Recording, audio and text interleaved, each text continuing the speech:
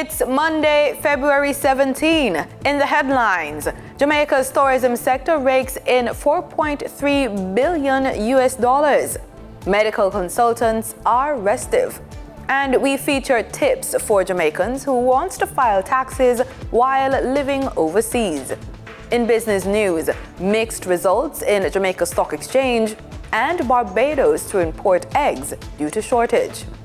Regionally, the Caribbean and Africa urged to take steps to connect the two regions.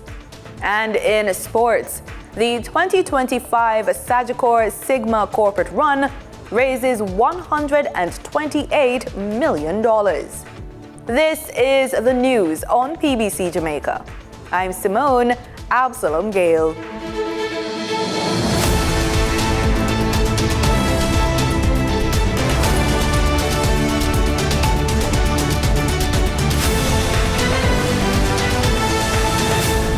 Jamaica's medical consultants are upset over what they say are unpaid retroactive salaries from the new compensation review. The Association of Government Medical Consultants issued a statement following an emergency meeting on Sunday saying, quote, all other public sector groups, including parliamentarians, received their retroactive salaries promptly within 2 months of being paid new salaries, end quote. They furthered, quote, the medical consultants view this unfair and unjust action as victimization against consultants working within the government system, end quote. It said a request was sent to the Ministry of Finance and the Public Service to ensure retroactive salary payments to medical consultants by March 2025. Jamaica's tourism sector generated $4.3 billion US in revenue in the last financial year. The information was announced by Deputy Governor General Stedman Fuller during his delivery of the throne speech at last week's ceremonial opening of Parliament. This moves the sector closer to the 5 by 5 by 5 goal. That is 5 million visitors, $5 billion in earning by 2025. He says investment in the sector continues to grow. During this fiscal year, 6 new hotels totaling 5,600 rooms and 1,000 hotel workers housing will commence construction. He furthers that when completed, this will bring foreign divestment and provide 10,000 jobs.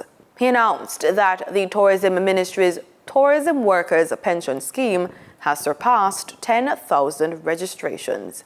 And savings on the investment of $4 billion.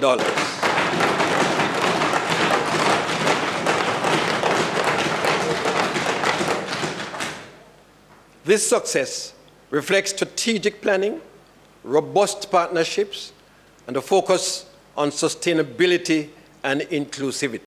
It's tax season, and the Tax Administration Authority has advised business persons that the annual income tax due date is Monday, March 17, 2025. But what if you are based overseas? How can one file one's taxes? We have the answers in this feature. Filing taxes might seem complicated, especially if you're living abroad. But as a Jamaican citizen or resident, it's essential to stay compliant no matter where you are in the world. Let's dive into what you need to know about filing taxes in Jamaica while living overseas. First things first, who exactly needs to file taxes in Jamaica? Whether you're self-employed, have multiple sources of income, or even run a business, the tax filing requirements apply to you. If you have a business here, you rent a property, or you have assets for which you earn an income from, and among other things, you are required to file a return even if you're living overseas. Even if you're abroad, your tax responsibilities remain unchanged. So what exactly do you need to file your taxes in Jamaica? The documents required depend on your type of business or income. We need a bank statement. we need a profit and loss account, a financial statement, invoices, receipts, expenses. The list is not too much. It depends on the activity that you are in. So maybe you are a taxi operator or you operate a restaurant, then you need income and expenses. But whatever documents, proper records are important for tax filing. If you produce those and you're overseas, it would mean that you now have to upload them to our website as proof to what you just filed. If you work in another country for a few months, your income from that country must also be reported in Jamaica. Your worldwide income now comes into play, meaning you must account for earnings from every source. So you are a Jamaican tax resident if you are ordinarily resident here for 183 days. You are resident. Now, if you go abroad and you work 3 months and you work in another jurisdiction another 3 months, your income is not only originated in Jamaica here, but you have some from America, some from Canada, some from the Caribbean. Your worldwide income now comes into play, whereby you are required to account for all those income from the different sources. Jamaica's tax system operates on a self-assessed basis. This means you're responsible for reporting your income and ensuring that everything is accurate. You're allowed to have the discretion to tell the government and people of Jamaica through a tax return how much you earn for the year from any source locally as well as internationally. So when should you file? All Jamaican residents are required to file their taxes annually by March 15th. But paying taxes isn't just a requirement, it also brings personal benefits. First of all, one global benefit is that as a Jamaican, the feeling of filing and making your payments is supporting national development, such as healthcare, education, infrastructure, and security, and of course to fund the government's national programs. So then secondly, there are individual benefits now, and that is most Jamaicans would like to have what we call their NHT benefit. One last thing to remember. If you're working abroad and taxes aren't automatically deducted from your income, you must file a tax return in Jamaica. Even if taxes are deducted in the country where you are working, filing in Jamaica is still necessary for full compliance. So that all the statutory deductions can be done. If they are deducted, then you still need to file your declaration or your tax return, as we call it here in Jamaica, so that it can be declared. Some persons may have income while abroad here in Jamaica. Staying compliant with your tax obligations is essential, no matter where life takes you. Visit Tax Administration Jamaica's website at www.jamaicatax.gov.jm to file your taxes. Approximately 17,130 persons are registered with the Jamaica Council for Persons with Disabilities. Minister of Labour and Social Security, Pernell Charles Jr., is encouraging persons with disabilities to register with the JCPD by downloading the forms from the website at www.jcpd.gov.jm or collecting a form across the parishes at their local offices or at the JCPD head office. He was addressing members of Parliament last week. Now, it is important, as you can understand, for us to know who is a person with disability, where they are, what are their circumstances, so that we are able to facilitate, to support, and particularly in times of disaster, to know how to allocate resources. The minister also acknowledged the inclusion of the international symbol of access on national identification system cards, enhancing identification for persons with disabilities. This is critical because it will help to enhance, again, the identification for persons with disabilities.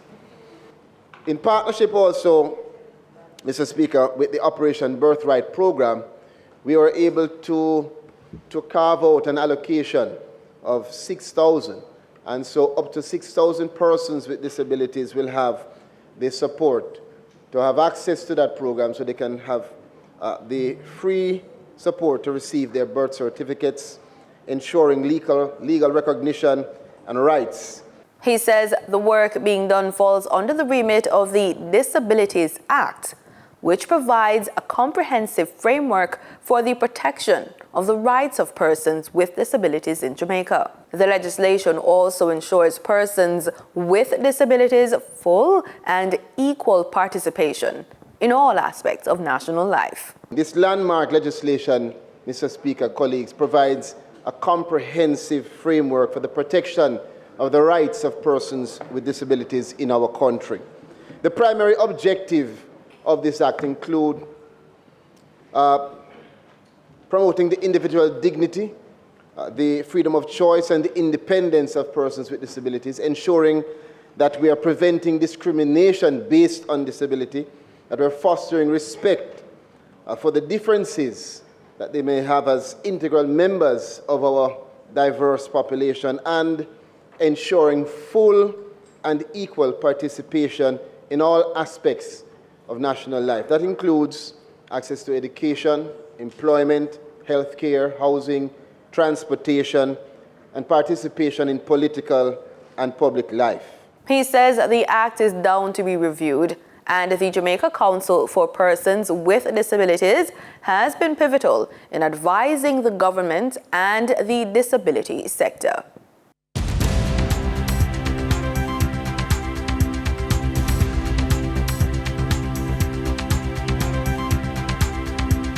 In the business report, companies listed on the Jamaica Stock Exchange have reported a mixed bag of financial results in this current earnings season.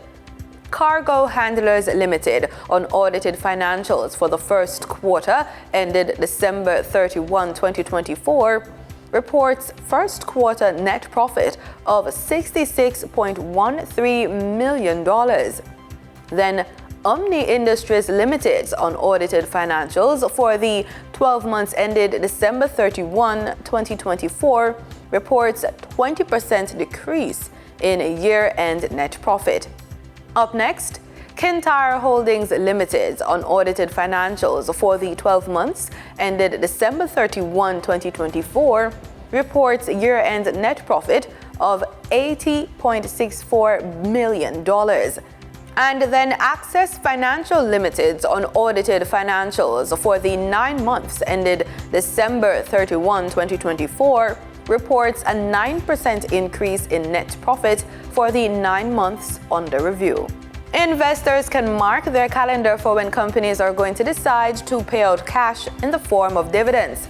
Pan Jamaica Group Limited has advised that the Board of Directors, at a meeting scheduled for February 24, 2025, will consider an interim dividend payment to shareholders. Cygnus Credit Investment Limited has advised that the Board of Directors, at a meeting scheduled for February 28, 2025, will consider an interim dividend payment to ordinary shareholders. Cargo Handlers Limited has advised that the Board of Directors, at a meeting scheduled for February 27, 2025, will consider an interim dividend payment to shareholders. In regional business, the Barbados Agricultural Society plans to import 600,000 eggs to address a current shortage, and it says it should not push small farmers out of business. The BAS head said that on Thursday. We currently have eggs being produced in Barbados, and I want to make that very clear. It is not to say that eggs are not being produced. The challenge that we face right now is that the demand for eggs is outstripping the supply of eggs. Right? So they're seeing demand coming from areas that we did not see before. So therefore, we have to respond. In terms of egg production, you don't wake up and decide that you're going to grow a layer. A layer takes 6 months from the time it is born before it gives an egg. So it is not something that we can respond to the market instantaneously. So if there are current challenges in terms of eggs, right, it is not something that the industry has created, or even with good planning, that we could have avoided. It is just that we see that increased demand and we are going to respond. What I will want to say is this, that I hope that certain persons do not see this as an opportunity to create an excuse for importation of eggs and the constant importation of table eggs into this country. Because the industry will respond. They will, those persons who may not have placed as many as last year, I'm sure this year we should see an increase in the placements of layer eggs, which of course now, once they hatch, they will of course be available to the public in another 6 months or so when they hatch, in terms of going on the market. So the industry is responding, and I believe it is being well managed. I understand that the minister did give a response to indicate what the industry is planning to do. If we have to import again, we want to do so in a responsible manner, and the BAS will of course play a key role in terms of trying to ensure that those quantities of eggs that are being imported into this country do not turn to work against producers in the industry, because we have to be careful that everybody has to make a living. Time now for news on the finance market movements with Denise Williams. For the trading period ending February 14, 2025, these were the most actively traded stocks. Advertising agency and real estate holding company Kintyre Holdings Limited with 4,935,483 units traded, representing 30.70% of market sales volume. Beverage manufacturer Jamaican Teas Limited with 3,277,735 units traded, representing 20.39% of the market sales volume. Food distributor Paramount Trading Jamaica Limited with 2,003,275 units traded, representing 12.46% of market sales volume. We now shift our focus to the Forex market rate set by the Bank of Jamaica. On February 14, 2025, the Bank of Jamaica reported US $50.62 million was purchased and US $48.13 million was sold by Forex traders. Forex traders earned $1.40 per dollar, selling the US at $158.20 and buying the US at $156.97. The Canadian dollar netted Forex traders $1.28 per transaction, with selling at $111.86 and buying at $110.60. The British pound yielded Forex traders $7.03 in profits, with selling at $200.32 and buying at $191.54. For our credit report tip of the day, taking the time to tackle financial paperwork and having those tough conversations with your banker about your credit score is an investment in your financial future. The benefits of this work include lower interest rates. You will enjoy reduced rates on loans, which means significant savings over time. Better mortgage terms are also available, which will help you to secure more favorable conditions for home financing and higher credit limits. Gain access to increased spending power when you need it.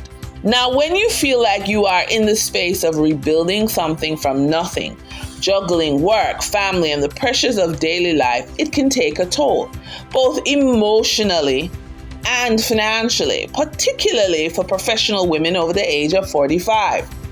So let's look how we can make positive changes. If your challenge is an over-reliance on credit cards, then your strategy is to track every expense and uncover leaks and redirect funds. Awareness is the first step in breaking the cycle of dependency. Another related challenge is high interest debt accumulation. So the strategy here is to prioritize and aggressively pay down high interest debt. Tackle these steep rates head on to free up your financial future.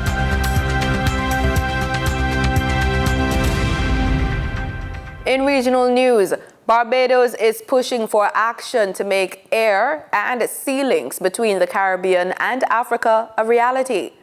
Prime Minister Mia Mottley, speaking at the African Union Summit in Ethiopia, said it's time for both regions to take control of their destiny. She also renewed calls for reparations, urging former colonial powers to go beyond apologies and take meaningful steps towards justice. I ask us to reflect on this because it is this simple act, apart from our music and our culture and our food, that will guarantee that it is not simply heads of government and heads of state that will meet in Accra or Bridgetown, but it is ordinary people who will be able to trade and to move from the closest point of Dakar to the closest point of Bridgetown, to be able to open up the opportunities that technically ought to be available not just simply through the Africa Free Trade Area or the CARICOM single market and economy, but through the combined opportunities provided by both. The reparations that we call for, beyond sorry, must be for fair access and development and compensation, because we each started the journey of independence with a chronic deficit.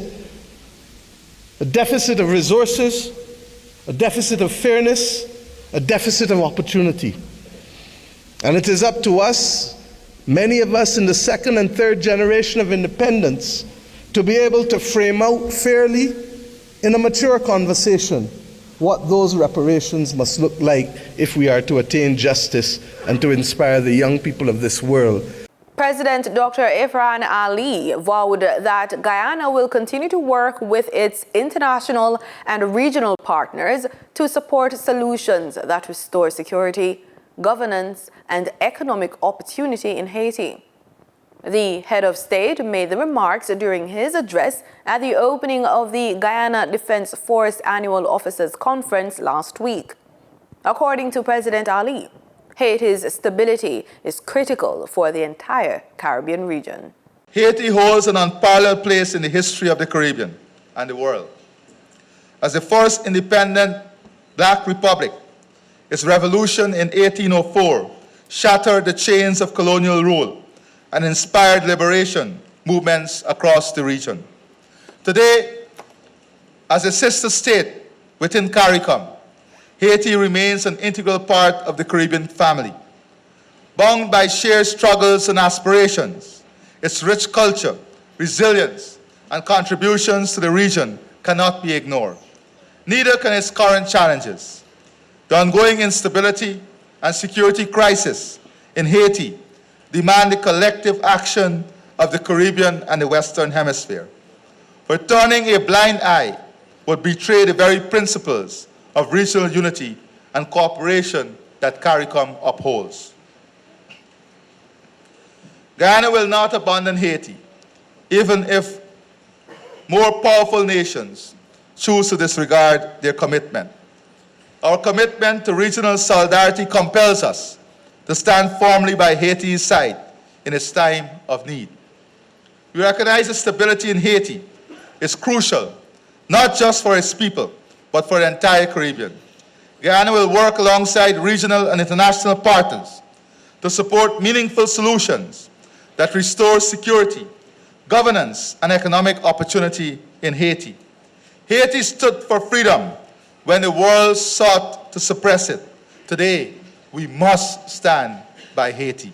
In sports, the 2025 Sagicor Sigma corporate run raised $128 million, surpassing its $115 million target. 30,477 registrants helped to raise the funds.